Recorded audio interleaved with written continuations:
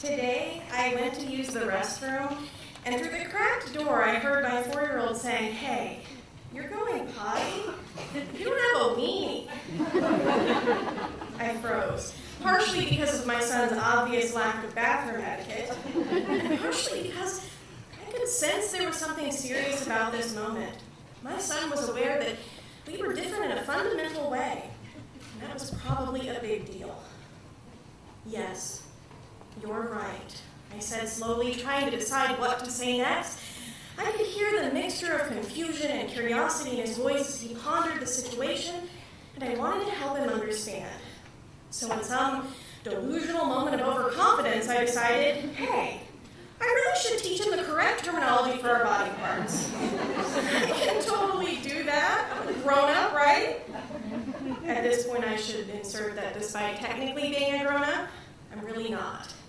I feel about 12, maybe 14 on a good day. I just pretend to be a grown-up. I've perfected the ability to nod knowingly when other adults start to talk about designer kitchen cabinets and 401ks. I pay bills, I feed and clothe myself and my child, and I have advanced degrees in very mature things like English and communications.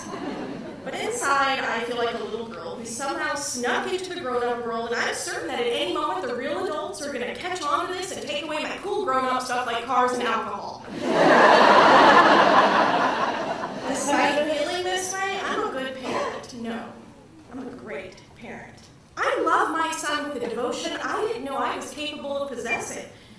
I am, however, constantly filled with self-doubt, especially when it comes to the more unexpected milestones, like the first time he asked me about genitals. Today, for some unknown reason, I was feeling super confident.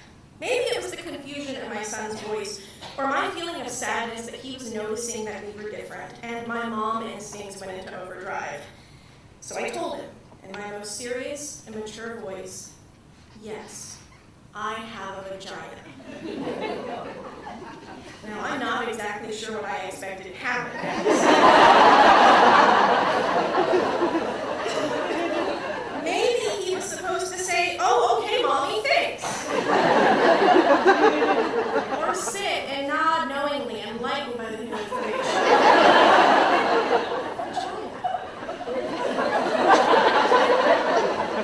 Instead, there was a pause. And then he giggled. Now, maybe he was laughing at the sound of the word. I mean, it is a funny sounding word. Or maybe he was laughing at me. But all I know is the next thing he says is, "Hey, Vagina Mommy." What the hell? Did he really just call me Vagina Mommy? I pretended not to hear it. And because I am an idiot, I kept talking as though nothing unusual had happened. I told him his weenie is actually called a penis. Boys and daddies have penises, and girls and mommies have vaginas. The next thing he says is, "Hey, Vagina Mommy, I'm Penis Kai." What the hell is happening here? Now I'm just standing there while he's dancing around the room spastically, calling me Vagina Mommy over and over and over. He's breaking it down into syllables like a cheer. Vagina, Mommy, Vagina, Mommy. This sucks. I'm starting to panic at how quickly I lost control of the situation. And my brain is screaming, "Oh, I knew you weren't ready for this grown-up crap." Oh, you thought you could just tell your kid the proper name for body parts without thinking it through or asking other parents for advice? You thought you could just wing it. Well, now he's calling you Vagina Mommy. That's what you get. Now suck it up and deal with it, Vagina Ava. Everything was suddenly in slow motion, like the moment before an accident. You can see it happening. Oh, you know it's bad, but there is nothing you can do to stop it. Here I was in mid-crash, and because I was still an idiot, I just kept talking, thinking I would somehow get out of it. So I told him, look, the words penis and vagina are special words. Special parts of our bodies, and we don't really talk about them. It occurred to me then that this is exactly the kind of parenting moment that will probably screw up a person for the rest of his life. I might somehow give him genital shame or vaginophobia or something I've never heard of because I don't ever read parenting books. And so I told him, well, we can talk about them, but we definitely don't just call people by their genitals.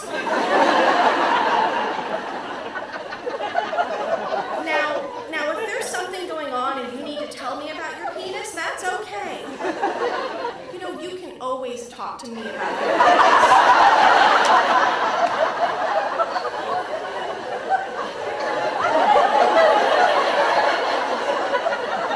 I was feeling pretty weird about that last